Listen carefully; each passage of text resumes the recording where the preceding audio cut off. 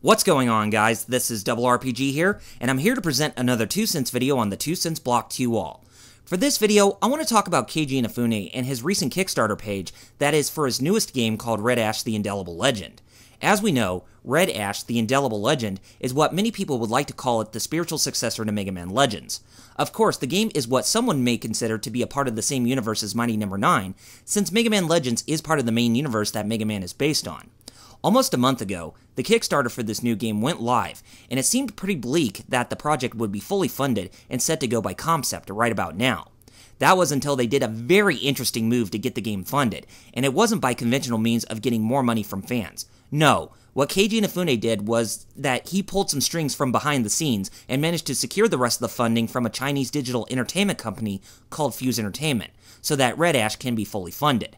I don't know what you all think, but I personally find that to be a very questionable decision from Inafune's part, as he doesn't seem like that kind of guy who would do that kind of thing. But the controversy surrounding this Kickstarter just got worse! You don't believe me? Well, Inafune changed his stance on the Kickstarter and said that it was meant for extra content for the game instead. So yeah, looks like we are getting both the anime and a game that is only meant for extra features and stuff. Keiji Inafune, I didn't want to ask you this since I have a lot of respect for you in trying to save the Japanese gaming industry, but what the hell are you doing? The more I see the news for Red Ash with where it stands right now, the more I feel that the project was not ready for a Kickstarter, as it was announced way too early. Like I said, I have no ill will toward Keiji Inafune because of him being an extraordinary game developer who wants to save an industry that is dying in his native home country, but what he has been doing using Kickstarter and other crowdfunding sources has been very abysmal. Mighty No. 9 with its initial Kickstarter didn't seem all that bad because people were getting sick and tired of the long drought of Mega Man games not being made by Capcom, as fans of the Blue Bomber wanted their fix almost every single year. If the game was fully funded, then it would be a reality, and the stretch goals were for bonus content if people wanted to continue pledging for that kind of thing. That is the thing that makes perfect sense for a crowdfunder, and Mighty No. 9 was a good example of that. My only problem with the Kickstarter was that there wasn't any footage of a prototype, as we only got to see screenshots of what could possibly be seen in a 2D side-scroller. Now we see the game being a 2.5D side-scroller that looks drastically different than the prototype images we saw. That there has been a big issue with me when it comes to projects that go through a crowdfunder to see if interest is there in them. When a company or developer shows their product without showcasing footage of what the game looks like through an engine, then those are projects that do not need to be launched that early through crowdfunding, because they are not ready. Red Ash: The Indelible Legend is a perfect example of that, as all you showcased was concept imagery for a cutscene without it being rendered in a game engine or in animated form. If you want my advice on a Kickstarter or a crowdfunder that actually is really good, then take a look at Playtonic Games' own Yooka-Laylee in the Shenmue 3 Kickstarter by Yu Suzuki.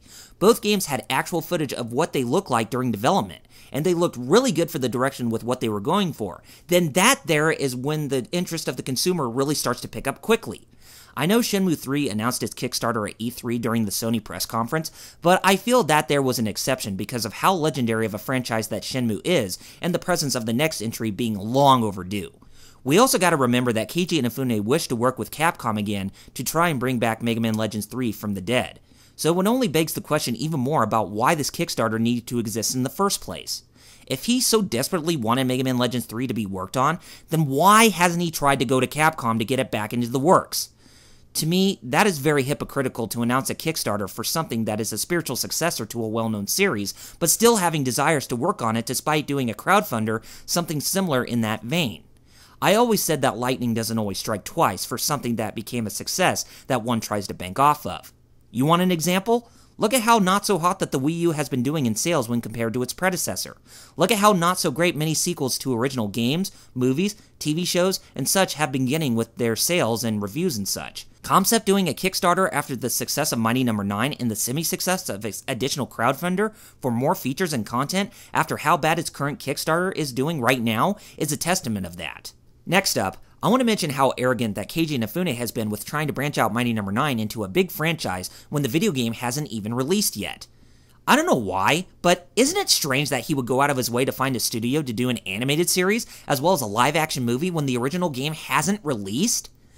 You would think that one would try to go out of their way to branch out a game into a multi-million-dollar franchise after one installment, or at least a few others of it releases to warrant it for that kind of thing, right?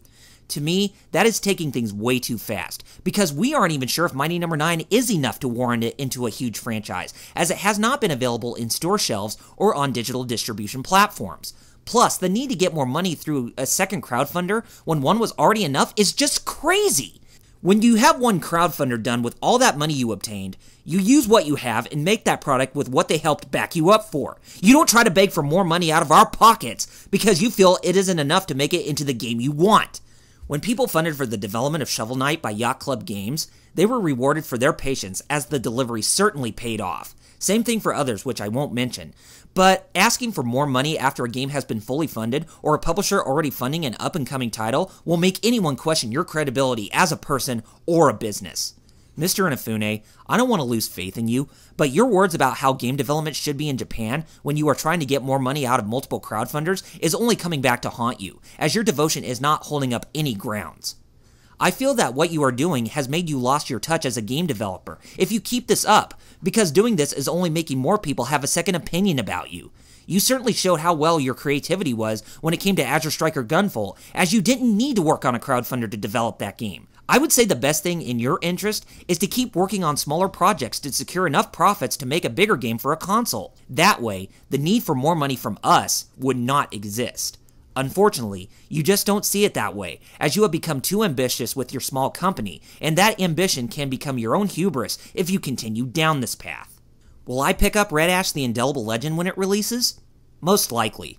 But I'm not going to support a game through the means of a crowdfunder that only wishes for more money out of our wallets to try and put in more content when the game already has a publisher backing it. Keiji Inafune, I know you said that you want to save the gaming industry in Japan because of many of those developers not thinking outside the box of their conventional means, but words aren't enough, as you have become too arrogant with doing something way too much that you can't even support yourself and your company. If you continue to keep doing this with announcing a Kickstarter early and then become a hypocrite with changing your stance on it when a publisher already backs you up, then consider yourself losing so many of your customers, because what you are doing is further hurting your credibility as a game developer. If you have a publisher, then why do you need a Kickstarter for more content? I just don't get that. Alright guys, that is all with my 2 cents on this video. In the comments, I want to hear your own.